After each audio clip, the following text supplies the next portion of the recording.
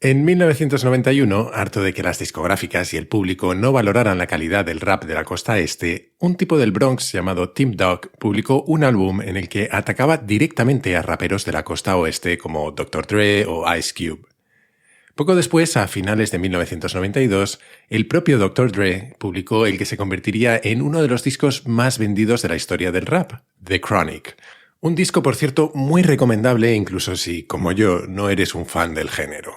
En ese disco, su amigo Snoop Dogg manda algunos cariñosos recaditos a Tim Dog con una finura tal que yo sería incapaz de repetirlos aquí sin que te sangraran los oídos. Digamos que no ayudó a que la cosa se calmara. La costa este no tardaría en responder. En 1993, el sello Bad Boy Records ficha a Notorious B.I.G., también conocido como Biggie, quien publica una canción titulada Who Shot Ya? ¿Quién te ha disparado?, que por lo que sea le sentó mal a otra incipiente estrella del oeste, Tupac Shakur, al que habían disparado en un robo hacía poco tiempo. Tupac acabaría fichando poco después por el controvertido sello Death Row Records. Como ves, son todas marcas muy inspiradoras. El caso es que el conflicto escaló durante los 90. Cada canción que sacaba una de esas discográficas provocaba una reacción de la otra, en una rivalidad que no paró de crecer hasta que tanto Tupac como Biggie acabaron asesinados a tiros. Una de las cosas más fascinantes del ser humano es que nos empeñamos en intentar explicar lo que parece a veces inexplicable. Y hay quien detrás de conflictos como estos, y detrás de otro montón de aspectos de nuestro comportamiento, ve una fuerza por encima de todas: nuestra tendencia a desear lo que otros desean por pura imitación. Toma ya. Puestos a hablar de deseos, es evidente que algunos son más nobles que otros. La venganza, por ejemplo, no es algo muy positivo que digamos, y sin embargo, a veces es un deseo que no somos capaces de evitar. En mi caso, te confesaré que llevo un tiempo en modo vengativo. Creo que está justificado, porque hay alguien que me hizo la vida imposible durante meses: mi seguro de hogar. Por eso me hace tanta ilusión presentarte a Tuyo, el patrocinador del capítulo de hoy. Tuyo es un seguro de hogar que parece que viene del futuro, pero en realidad es que el resto están en el pasado. Es un seguro transparente, sin letra pequeña, para que la gente normal, como tú o como yo, podamos entenderlo. Es 100% digital y está todo disponible en una app. Y encima no tiene permanencia, es una suscripción mensual como la de la mayoría de los servicios que usas en Internet. Y si quieres pasarte a Tuyo, pero tu seguro actual no vence hasta dentro de unos meses, ellos se encargan de todo. Lo cancelarán por ti cuando acabe y no te cobrarán nada hasta entonces.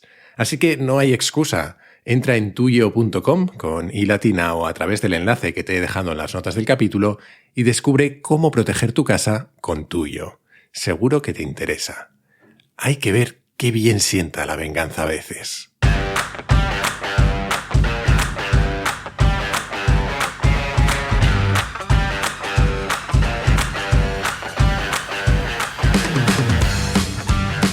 Soy Jaime Rodríguez de Santiago y esto es Kaizen, el podcast para mentes inquietas en el que te acerco a personas, a ideas y a técnicas fascinantes de las que aprender cada día.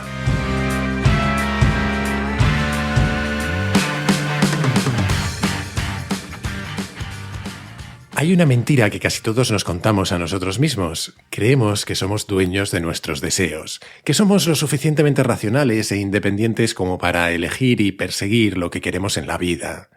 Sin embargo, a poco que te observes con atención, notarás que, por ejemplo, no solemos desear aquello que nos es demasiado fácil de conseguir o que simplemente tenemos a mano, o que somos capaces de no hacer ni puñetero caso a quienes tenemos alrededor hasta que otros les prestan atención y de pronto se convierten en el centro de todos nuestros deseos.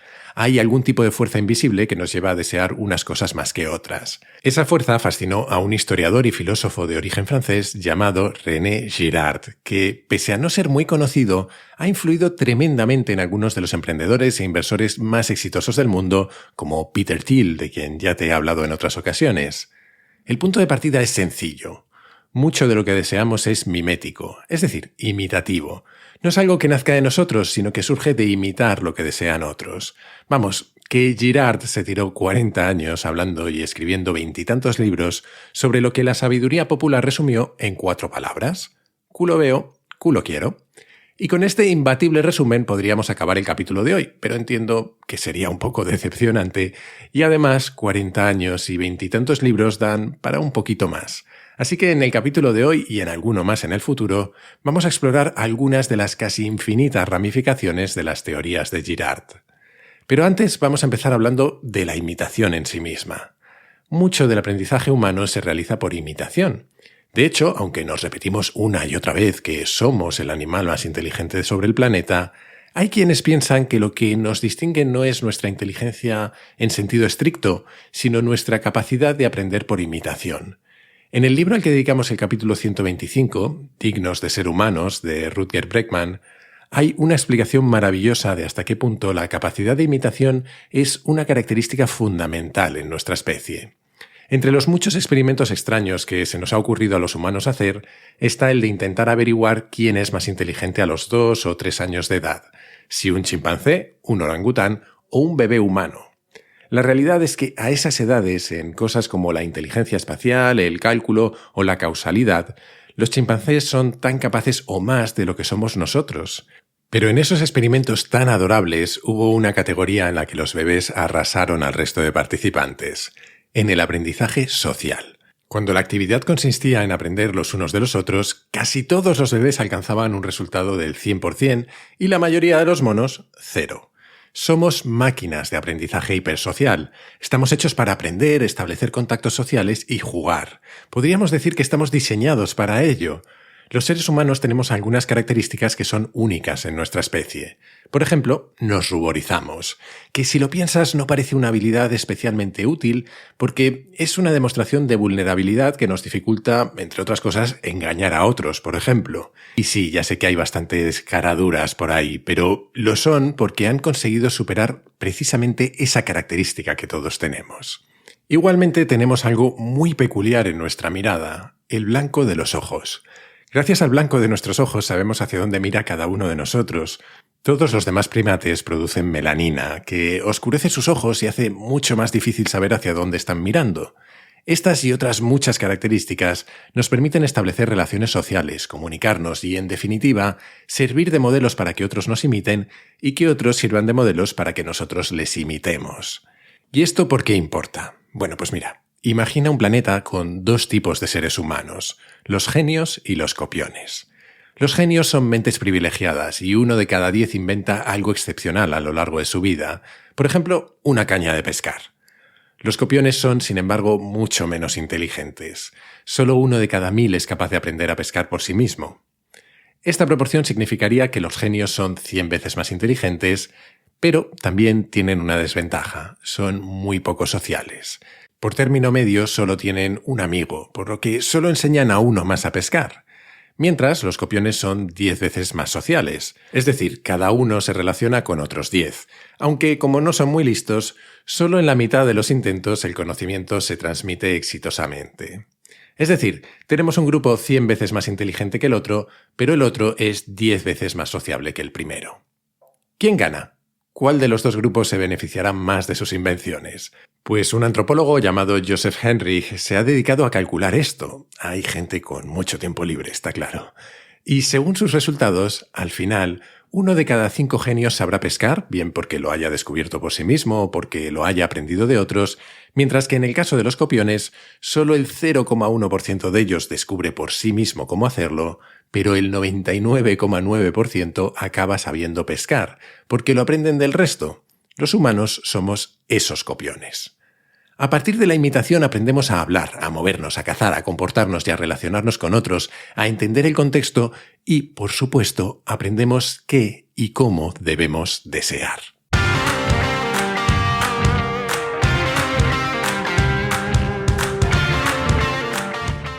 Todos somos capaces de pensar, pero pensar con claridad o con sentido crítico es algo que no nos es natural. Es una habilidad que desarrollamos. Y algo parecido sucede con nuestros deseos. Todos queremos cosas, pero ser dueño de esos deseos es algo bastante más difícil. Igual que la fuerza de la gravedad nos atrae hacia el suelo, vivimos rodeados de modelos que ejercen una especie de fuerza de gravedad social sobre nosotros.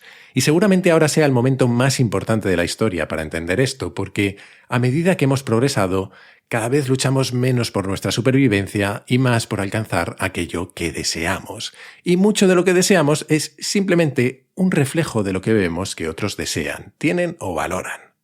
y ninguno de nosotros somos inmunes a esto. Podemos ir de originales por la vida o de hipsters, llevar gafas de pasta, dejarnos una larga y poblada barba, beber kombucha y comer quinoa o escuchar música extrañísima o lo que sea, que simplemente estaremos siguiendo unos modelos diferentes a aquellos que rechazamos. Podemos distinguir entre dos tipos de modelos, los que están dentro de nuestro grupo social y con los que podemos competir, que podemos llamar modelos internos, y los que están fuera de nuestro alcance, que son más bien ejemplos idealizados, nuestros modelos externos. Los modelos internos son cercanos a nosotros en el tiempo, el espacio o el estatus social. Rara vez reconocemos su influencia en nuestras vidas porque se parecen bastante a nosotros y si les imitamos es de forma secreta o disimulada, porque consciente o inconscientemente tendemos a competir con ellos, lo que en ocasiones nos lleva al conflicto. Los modelos externos nos son distantes en el tiempo, el espacio o el estatus. Eso hace que nos sintamos cómodos imitándolos. Podemos imitar la forma de vestir o de hablar de una persona famosa y no nos suele costar reconocer su influencia en nuestras vidas. No sentimos que compitamos con ellos y no suelen suponer un foco de conflicto para nosotros, sino que suelen ser modelos positivos. Positivos al menos en el sentido de que no entramos en conflicto con ellos, lo que nos lleven a desear ya es otra cosa. Curiosamente, mientras que nuestros modelos distantes, los externos, nos sirven de inspiración, los cercanos pueden traernos por la calle de la amargura. Una cosa que está implícita en todo esto es que no solo tenemos modelos nosotros, sino que a la vez somos los modelos de otros. Y muchas veces se establecen relaciones recíprocas en las que alguien es a la vez nuestro modelo y nosotros el suyo. Claro que eso solo pasa con nuestros modelos internos, con la gente que sentimos de alguna forma cercana, como podían sentirse cercanos Tupac y Biggie, que estaban en la misma liga. Y en esas situaciones no es extraño que surjan dinámicas competitivas, vengativas o de envidia, que acaban derivando en lo que Girard llama violencia mimética. Esa violencia mimética surge principalmente porque ninguna de las dos partes está dispuesta a reconocer la razón real por la que entran en conflicto, que es que se influyen mutuamente para desear lo mismo. Cada uno acaba construyendo un complicado relato con el que justificar su comportamiento. Y no te peleas con tu hermano o con tu hermana porque haya usado esa chaqueta que tenías medio olvidada sin avisarte, sino que lo haces porque ahora que lo ha hecho, tú deseas esa chaqueta de nuevo. Pero no vas a reconocerlo, sino que vas a sacar todo el catálogo de veces en las que ha hecho algo que te ha molestado o se ha equivocado para poder justificarte. En algunas ocasiones, este tipo de conflictos acaban en cosas como duelos a muerte, enfrentamientos familiares entre los Capuleto y los Montesco, o la matanza de Puerto Urraco, o como nuestros queridos raperos, con ambas partes convirtiéndose mutuamente en un queso gruyère. Afortunadamente, estas son las salidas menos frecuentes a estos conflictos. Según Girard, porque encontramos otras formas de resolver la violencia mimética, no necesariamente más agradables, eso sí. Por ejemplo, lo hacemos a través de la figura del chivo expiatorio. Tradicionalmente hemos buscado formas más o menos explícitas de sacrificios para canalizar estas tensiones. De hecho, hablamos de chivos expiatorios, y en inglés, por ejemplo, se dice parecido, porque en muchas culturas sacrificaban cabras y otros animales.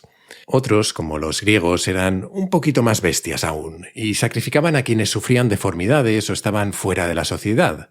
Y lo hacían porque una característica clave de los chivos expiatorios es que tienen que ser neutrales al conflicto. Es decir, no pueden pertenecer a ese mismo círculo interno donde surge y además tienen que ser diferentes a nosotros, dado que todo surge por imitación.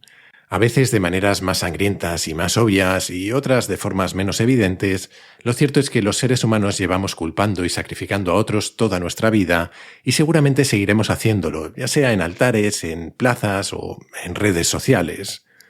Otra manera que parece algo más civilizada de evitar la violencia mimética, aunque también tiene sus complicaciones, son las jerarquías. Cuando establecemos jerarquías, lo que hacemos, por definición, es reducir nuestros modelos internos. Hay cada vez menos. Tenemos a menos gente a la que sentimos cerca por estatus, por ejemplo. Cuanto más impermeable sea un nivel respecto al siguiente, más tenderemos a tener modelos externos y menos internos. Especialmente si esas jerarquías no se basan en méritos, sino en algún tipo de orden natural, entre comillas, que ni se elige ni se gana, sino que simplemente es. Un ejemplo podrían ser las monarquías. Tradicionalmente los reyes lo fueron por gracia divina y rara vez había alguien que se sintiera lo suficientemente cerca de ellos como para disputarles el trono. Es más, para reforzar esa distinción, muchas veces los reyes se saltaban las reglas que nadie más podía romper, porque ellos sí podían. Dejaremos como deberes para cada uno pensar hasta qué punto esto ha cambiado y cómo se aplica no solo a los reyes, sino a los políticos o a las instituciones religiosas. En fin, la violencia mimética y estas formas de intentar canalizarla han estado ahí siempre y seguramente lo estén para siempre, porque son parte de nosotros. Afortunadamente, eso sí, la inmensa mayoría de las veces, estos conflictos no acaban en tiroteos. Aunque lo que sí hacen es, casi siempre, distorsionar los motivos por los que queremos algo. ¿Cuántas veces hemos estado perfectamente felices con nuestro coche o nuestra ropa, incluso viendo otros coches por la calle o a gente que viste de manera diferente, y nos ha dado completamente igual hasta que alguien cercano, nuestro amigo, por ejemplo, cambia su coche por uno nuevo o se compra una chaqueta o lo que sea, y de pronto reevaluamos cuánto queremos esas cosas? Para que haya conflicto, para que acabemos compitiendo, no necesitamos odiar a nuestros modelos. Esas dinámicas también se dan con gente a la que queremos, a veces incluso más. Párate por un momento y piensa, ¿cuánto de nuestro comportamiento o nuestras decisiones se deriva de nuestra tendencia a imitar lo que otros quieren?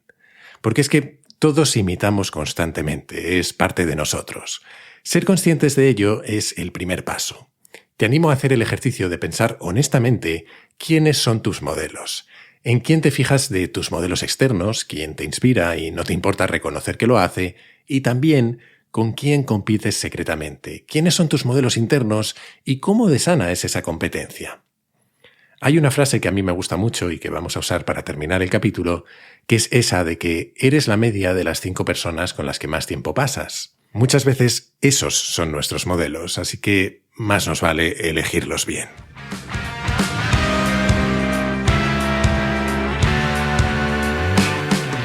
Y hasta aquí el capítulo de hoy. Tal vez haya sonado un poco filosófico, porque lo es, pero en un futuro dedicaremos una segunda parte a hablar de las implicaciones prácticas de todo esto y sobre todo de cómo hacernos un poquito más dueños de nuestros deseos. Hasta entonces, si te ha gustado, te animo como siempre a suscribirte y recomendar Kaizen en tu plataforma de podcast preferida, en YouTube, en redes sociales o, como creo que es mejor, a tus amigos. Así les generas el deseo de escuchar el podcast y a mí me ayudas a que Kaizen siga creciendo. Además, si te gusta el podcast, puedes unirte a la comunidad Kaizen, una forma de apoyarlo económicamente, que siempre está muy bien, y de acceder a un foro en el que conectar con otros curiosos compulsivos, a contenidos exclusivos y a un feed sin publicidad. Para hacerlo solo tienes que entrar en mi web, jaimerodriguezdesantiago.com, y hacer clic en el banner rojo. Y desde esa misma web o desde mi Twitter, @jaime_rds, puedes hacerme llegar tus comentarios, tus sugerencias, lo que tú quieras. Siempre contesto, aunque a veces tarde un poco. Y esto es todo por hoy. Como siempre, muchísimas gracias por estar ahí y hasta la próxima.